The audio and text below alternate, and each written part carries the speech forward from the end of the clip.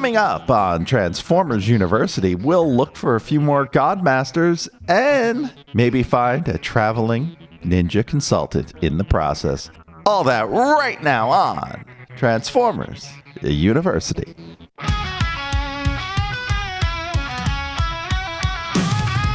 Welcome to Transformers University, brought to you by TFU.INFO. Wait and see. From toys and comics, cartoons to the screen, we'll dive into the history. No one be Transformers University, brought to you by TFU.INFO. Info, where the stories unfold, the legends grow with the owner operator Method Anthony. Transformers University, it's the place to be. Autobots and Decepticons, battles and lore. Every twist and turn, we've got the score. From Cybertron's depths to the Earth's shore, it meets the eye and so much by TFU.INFO. Info, where the stories unfold, the legends grow with the owner operator Method Anthony. Transformers University, it's the place to be. It's the place to be. Zoom in, transform, and roll out with us at Transformers University. It's a must. Hello, my friend, and welcome to episode number 157 of Transformers University. I am your host, Anthony Brucali, owner, operator, madman behind TFU.INFO, the website, the toy archive, this podcast, TFU News and Views podcast, and oh, so much more. And I want to welcome you to this, another episode about Transformers Masterforce, Super Godmasters, the 1988 cartoon series from Japan, right here on Transformers University. But before we get into the 3 solid episodes of this program, do I have to tell you about the Patreon? Patreon.com/TFU.INFO, all one word. You can sign up there for free. You can sign up there as a paid member for as little as $1 a month. All that money comes into TFU.INFO and helps support this podcast, the website, help keeps us up and running, paying for hosting costs and the like. And I do want to give a shout out if you're a senior or higher at our Patreon, patreon.com/TFU.INFO. You do get a shout out on every episode of Transformers University. So here you go. Big thank you to Alex Mendoza, Eric Sire, John 4X Levengood, Jay Soups, Paul Heel, Rob Gerbrecht, and Sean Hamilton. Thank you all for your support and participation. This podcast and the website would just not be possible without you. So thank you deeply. If you want to sign up, you want to be part of the group that does help out this show, helps out the podcast in any small way, please take a look at patreon.com/TFU.INFO. All right, now that we've gotten the business side of the podcast out of the way, we are going to talk about 3 episodes of Super Godmasterforce. We're going to talk about episodes 16, 17, and 18. When we last left our friends on the Super Godmasterforce, they were looking for new Godmasters. We had just met Super Jinrai, the ultimate form of Jinrai, or at least for now. And apparently there are 3 more Godmasters out there. So, like any good Japanese series, that's how we get introduction episodes for new toys. First episode, episode 16, Lightfoot, a dramatic encounter, not with the Edmund Fitzgerald, originally airing on August 9th, 1988, or as the Omnidub gets so close. The dramatic encounter. We start with a summertime swimming competition. School year's almost over for the Headmaster Juniors. Cab and Shuda are competing. They are neck and neck in their race, and Cab ends up winning. After everyone showers, Cab decides to go perv on Minerve. That's right. He goes back to the pool area and hides in the bushes to check out the girls in their bathing suits, particularly Minerva. Shuda catches him and joins in, which leads to some really, how do I put this? Saucy looking animation, let's call it that, until their coach catches them and embarrasses them in front of all the girls. After school, Minerva is chastising the boys until they apologize for being peeping toms. And once they do, the kids decide they want to go on a road trip for the summer around Japan and ask Metalhawk if they can. Metalhawk is busy watching Jinrai's TV appearance, calling for people to report in about weird dreams they may have, cars that might be driving themselves, that sort of thing. That's all covered last time, 2 episodes ago, when we did that episode of Masterforce. And Metalhawk okays the kids' road trip, but they must stay in touch. Elsewhere, Buster and Hydra take to their transtectors and go out because they have a plan. What is the plan? We don't know yet, because back in the U.S., Jinrai is going through the mail. He's checking out to see what he gets from the TV station. He's at the TV station. It's actually kind of cool. One of the posters in the TV station is advertising Gem. Gem from Gem in the Holograms. Now, in the U.S., Jinrai looks at this mail, and the first letter he opens has a drawing. And the return address is from Lightfoot, somebody named Lightfoot in Canada, home to the famous and recently deceased singer-songwriter Gordon Lightfoot. I don't know if that's a coincidence or not, but I'm going to assume it's not. Later, Buster and Hydra arrive at the news station and threaten the head of the station for the whereabouts of Jinrai. Jinrai is driving around in his truck, and he is reading the letter at a red light. He saw a robot in his dream. What an uninteresting letter. Well, if it's an uninteresting letter, why are you reading it? I think you mean it's an interesting letter. Maybe you said the wrong words. Maybe the dub is not that good. Meanwhile, Buster and Hydra recruit some Decepticon pretenders to search for Jinrai. The Decepticon pretenders end up finding Jinrai as Jinrai is meeting with Lightfoot. Now, in the States, we may know Lightfoot as Getaway. Lightfoot tells the story of his dad. This is my father next to the car. Years ago, he owned a very small garage in England.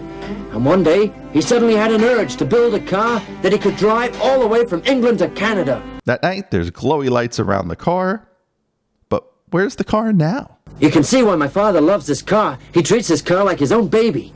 Is this car still here? Yeah, of course. He's so cautious, he's locked the car up in the garage. He won't let anyone touch it at all. And I assume when they get the car, they will bring the car back and they will drive it in reverse on blocks to get the odometer to roll back. Now, we also find out, though, even though Lightfoot's dad is very protective of this car, Lightfoot received the car as a birthday present. The Decepticon pretenders are spying as they drive away in the getaway car. And Jinrai makes Lightfoot try on these new bracelets. Oh, what's this? I've changed! It's a Transformer outfit. Don't you worry, Getaway. You're not in any danger at all. But what is all this? Right. Repeat after me. Transform! Transform! All of a sudden, Lightfoot merges with his transtector, the car his dad built. The Decepticon pretenders arrive, and Lightfoot transforms and gets away by ramming Gilmer in the nards. Yes, sea monsters have nards, even in robot form. I'm going to have so many good screen caps to try to pick for the thumbnail for this episode. Between this and the last episode we talk about, I'm not sure which ones I'm going to have to use. Jinrai merges with his transtector and fights the pretenders. Lightfoot fights Blood, and Jinrai goes after the others. He ends up finding the Seacons, and they form Piranacon. But Jinrai wins, and the pretenders flee, and Lightfoot becomes a member of the Autobots. And that's your episode. This one's pretty straightforward. There's not a lot of depth here. It is kind of cool that we find out some of the Lightfoot's backstory about his dad building this car. Oh, yes, we do need to note. His dad built the car to drive from England to Canada. There is no mention if the car can drive on the ocean. But as we know from Transformers G1, from the very first storyline, Autobot cars have no problem driving across continents, no matter what liquid is in their way. And so that will take us to episode number 17, entitled An Enemy, the Third Godmaster, Ranger. Originally airing August 16th, 1988. And as the Omnidub calls it, The birth of the third Power Master. between both, really, kind of, spoiling the surprise of the episode. At the Decepticon base, the Decepticons argue about Lightfoot getting away, and Devil Z is not happy. You are all a bunch of fools. Your Highness, Highness! I'm very sorry, Your Highness. Come on, don't stand there like dummies. Pay respect to our Supreme Master. Go on, kneel down at once. Yes! I want to know how we could let two Power Masters fall into the hands of the Autobots. I'm very sorry, Your Highness. We'll make sure we get the others. There are 3 others left now. You must find them no matter what it takes. You mustn't let the Autobots beat you to them again. Darkwing and Dreadwind have a tracking device. They'll provide a clue to where the other Power Masters' movements are.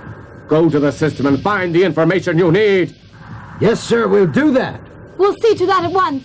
Remember, this time you must not fail. Is that clear? Now, Jinrai and Lightfoot want to go to the Rocky Mountains. Turns out there's metals that are in Lightfoot's engine in this Transtector mode that were found somewhere in the Rocky Mountains. And at the Decepticon base, they determine through this machine that they have that the Autobots will be somewhere in North America. How they all end up at the same place, never explained, but we'll go with it. Because the Autobots set up camp, and the Autobot Headmaster Juniors go fishing. And then the Decepticons set up camp, and the Headmaster Juniors of the Decepticons go fishing. Everyone's fishing. The Autobots find a mine, and are told to be careful by a park ranger. I'm Ranger Brad, and that's what I'm here for. You can call me Ranger Brad. Most folks do. Okay, not that park ranger, but if you haven't seen The Lost Skeleton of Cadaver, what are you doing? Pause my podcast and go watch that movie. I tend to reference it from time to time. The Autobots go in, much to the chagrin of the Ranger. Yes, the Ranger. I wonder who Ranger's going to be. Hey, wait! Why do you want to go inside? What are you looking for? We're looking for rocks. Some people are real strange. Yep, people are real strange indeed.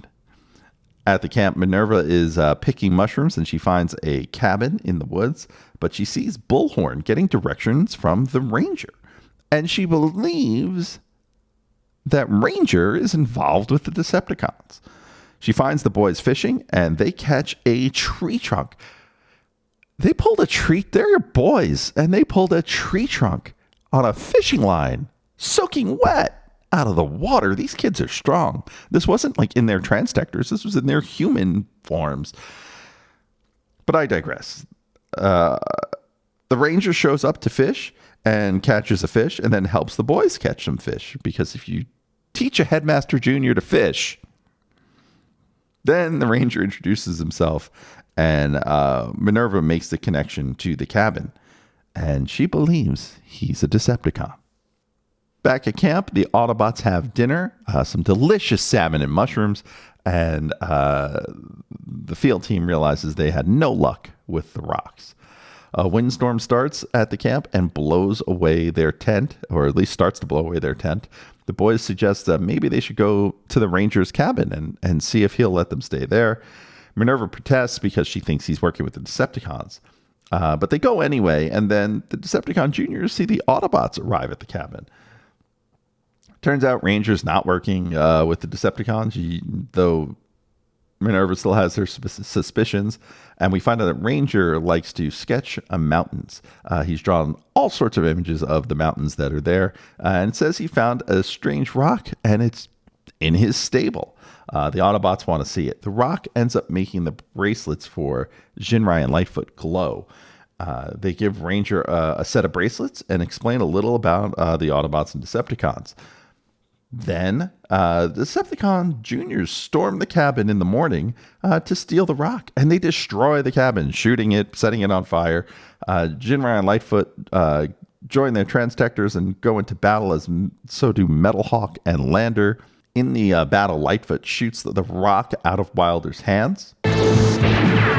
Oh, no, they hit the rock! And the rock starts to roll downhill. And we all know it rolls downhill. So the chase is on for the rock. In the rubble of the cabin, Ranger's horse is crushed and dying. And he vows to get vengeance, and Go gets his shotgun. Back in the woods, Wilder and Jinrai tumble into the river, fighting over the rock. From the air, Buster and Hydra see them, and they see that Jinrai has the rock and decide to join the battle by dropping a whole bunch of bombs in the water where Jinrai and Wilder are. As everyone kind of comes to the surface and gets on dry land, at the top of the ridge, Ranger comes in and aims his shotgun straight at the Decepticons. Go to hell, Decepticons. Whoa! He shoots Hydra right between the eyes. Buster then shoots the ridge, and Ranger begins to fall. Jinrai tells Ranger to use the bracelets and how to do it. And he does, and he gets the Godmaster armor. And then Jinrai gives him the instructions on how to transform. And then the rock becomes his Transtector, and he turns into his robot form, which, for those of us on the western half of the planet, you may recognize as Joyride, the Power Master toy. And Jinrai is quite happy. You've done it! Congratulations! Then Jinrai merges with his trailer to become Super Jinrai. The other Autobots show up, and Buster and Hydra are now severely outnumbered between Jinrai, Ranger, Lightfoot, 3 Headmaster Juniors, Metalhawk, and Lander. So we're talking 8-1, 8-2. So that's 4-1 odds. The Decepticon Juniors, they're not going to bother to join in because Wilder was just bombed by Buster and Hydra in the water, and he just does not feel like helping those guys out, so they leave. Buster and Hydra realize this is time to also get out of here. They transform and flee. And then back at the Decepticon base, Devil Z, once again, not happy. In the woods, with no cabin and nowhere to call home, Ranger joins the Autobots. The Autobots have managed to find the third Power Master. Now the race between the Autobots and the Decepticons is on to find the 2 remaining Power Masters. So I wonder which one will be in the next episode. We've gotten Lightfoot, which is Getaway. We've gotten Ranger, which is Joyride. There's one more Autobot Power Master. Will that be the Godmaster we see in the next episode? Find out right after this. Hey, want to help out this podcast or the website TFU.INFO? There's a number of ways you can do it. Let me tell you how. You can help us directly by joining our Patreon and enrolling as a student at Transformers University. There, you'll get early access to the podcast as well as exclusive behind-the-scenes peeks and perks for as little as $1 a month. Sign up is quick and easy. Just swing on by to www.patreon.com/TFU.INFO. Another way you can help us is by using our Amazon link, www.tfu.info/Amazon. Type that into your browser whenever you want to shop at Amazon, and a portion of what you spend will be contributed back to us. It's that easy. Finally, you don't become the world's longest running transforming toy archive without some help from other fans. We're always on the hunt for photos of figures and accessories we're missing from our pages. If you'd like to contribute, go to tfu.info/help for a list of what we need, or send an email to info@tfu.info. tfu.info, the Alpha Trion and Omega Prime of transforming toys. Now, back to the show. And so let's jump into the final episode we're going to cover in this episode of Transformers University, Super God Masterforce episode number 18, originally airing August 23rd, 1988. A Powerful Foe, Six Night the Wanderer, or as the Omni Productions version calls it, Six Shot the Vagabond.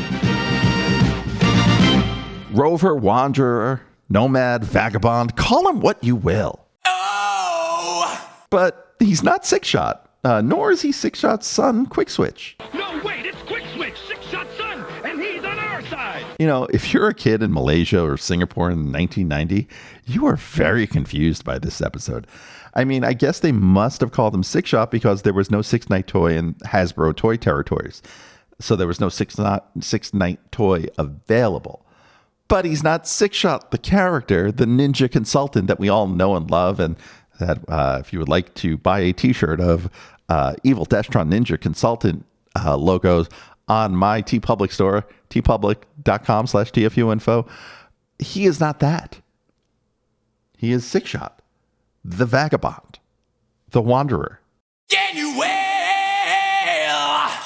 So this episode starts with 3 Japanese fighter jets being intercepted by a mysterious plane. The plane then turns into a space gun and shoots them all down. Then the space gun dives into the water and becomes a boat. And then the boat attacks and destroys a battleship. Battleship presents Famous Sinkings, September 9th, 1985. Fleet Commander Robbie Grant fires the shot that sinks his brother's destroyer. This glorious moment is remembered as the last time Robbie was allowed in Michael's room. December 22nd, 1985. Playing electronic battleship, Admiral Harold Burns Jr. programs a devastating attack. Dad says, "You sank my battleship!" And history is made. Battleship and electronic battleship from Milton Bradley. It's a hit. Back at Cab's hut, the kids are having a meal with Diver. The Autobots receive reports on the attack and believe the mysterious bot is the 4th Godmaster, which we know he is not because of the title. At Decepticon base, the Headmaster Juniors and Pretenders are sparring. There's a mysterious laugh. Someone is watching them. It's Six Night. And he introduces himself as a vagabond. He defeats all 3 Pretenders, and then Six Night then offers his service to Giga and Mega. Says he has Heaven Energy, which is the Chokin energy, that one of them that we've talked about in previous episodes.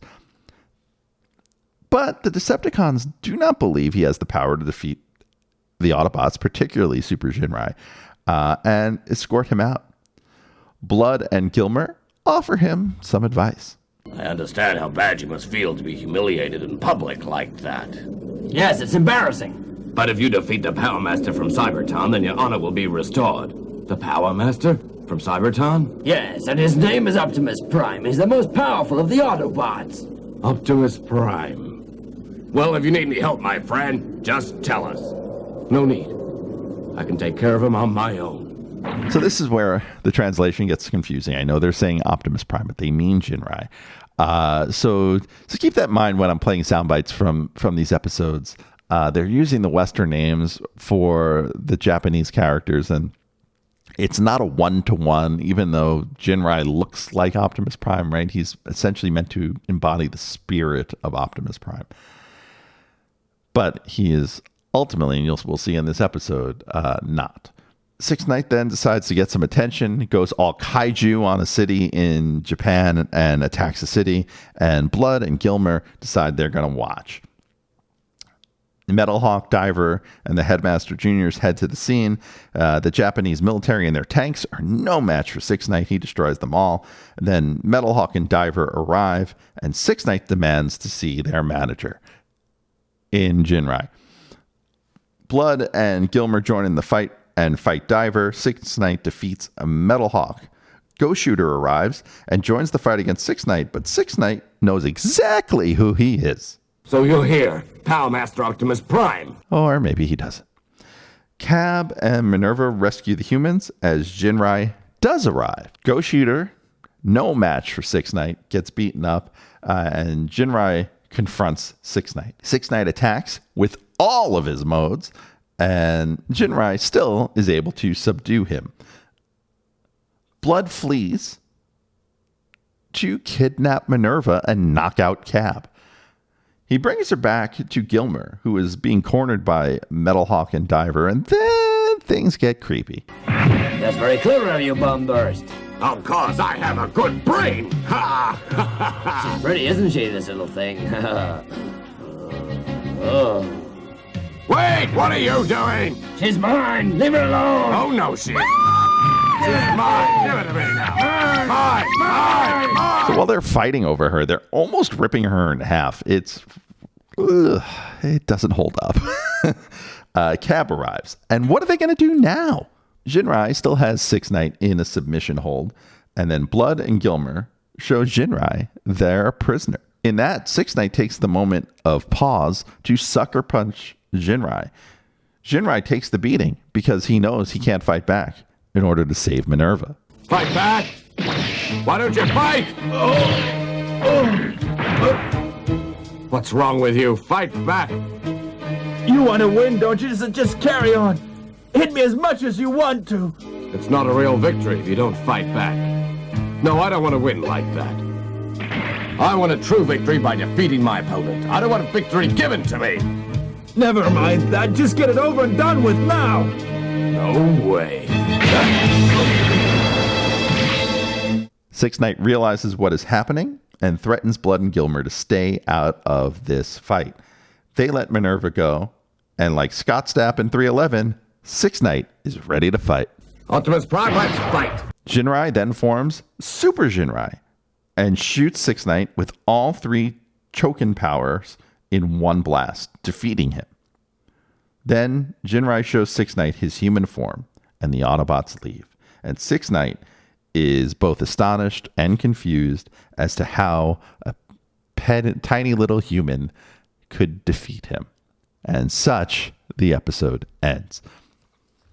Now, I have to say, this third episode by far is probably the best of the 3. Didn't love the Lightfoot episode. Enjoyed the Ranger episode for what it was. I think, introducing him being a park ranger and being terribly literal, was weird, but it works. And the fight sequences in that episode actually were really good. The 6-Night episode, the fight sequence off the top of 6-Night destroying the Japanese plane and battleship are really good, really well animated, worth watching just for that. And that's all in like the first minute or so, 2 minutes of the show. So if you don't want to watch the episode, pull up the episode, because like that is the very beginning and worth catching. What will we learn about 6-Night? I believe if you know the toys, there's more to it than this. And the narration in this episode, which I've left out at the end, hints at it as well. This one was really good, though. I think, again, a lot of really good action sequences in this last one. Really like seeing that 6-Night character come alive. And really like seeing what we got as Power Masters in the U.S. shown in animation for just a significant amount of time, not just within like a toy commercial. So that's it. That wraps up these episodes. Honestly, these are 3 really good episodes. I mean, when it comes to Japanese Transformers series, and you'll see this a lot, they have such a high episode number count that every character seems to get an introduction episode. And that's where we are right now. We're not necessarily advancing the story by that much, right? Right now, we're finding all the Pokemon, right? We are, Ranger, I choose you. We're finding all the guys. So we have a couple more to find. And those will be in future episodes, but they will not be in our next episode. What will our next episode be? Find out right after this. Thanks for listening to the show. Stick around to hear what's coming up next episode, but first, I want to fill you in on a few ways you can stay in touch with the show. Want to be on the show? Leave us a voicemail at 702-763-4838. That's 702-POD-4TFU. Or send an email to info@TFU.info.